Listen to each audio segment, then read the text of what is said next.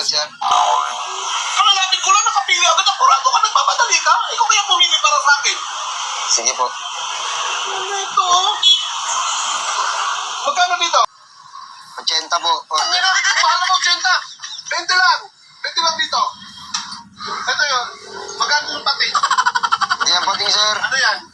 Galumbong yan. Matambaka yan. 70 lang dyan. Grabe ka, hold up to ah. 70? 10 lang yun sa... Doon kayo bumili sa inyo, sir.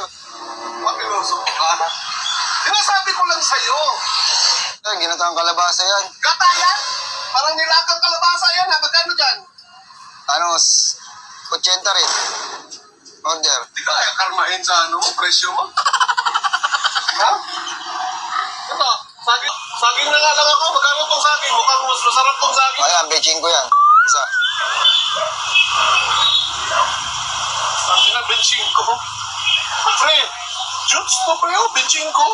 Ano lang? Oh, Oh. Tibay mo, sir. benching ko? Ha? Sakay sa'yo, mas malaki. Hindi, sir. Ganyan na ako. Sir, ito na po yung order niyo.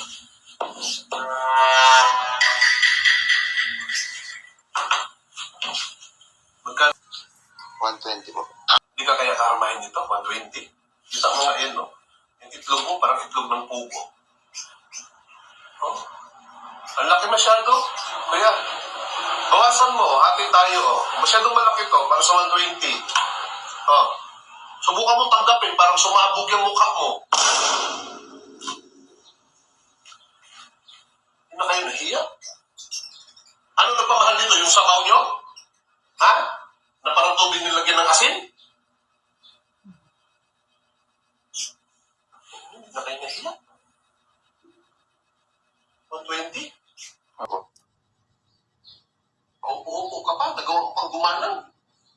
Ito ang pagkain. Pulis ka sa harapan mo kuya, baka karmahin ka sana.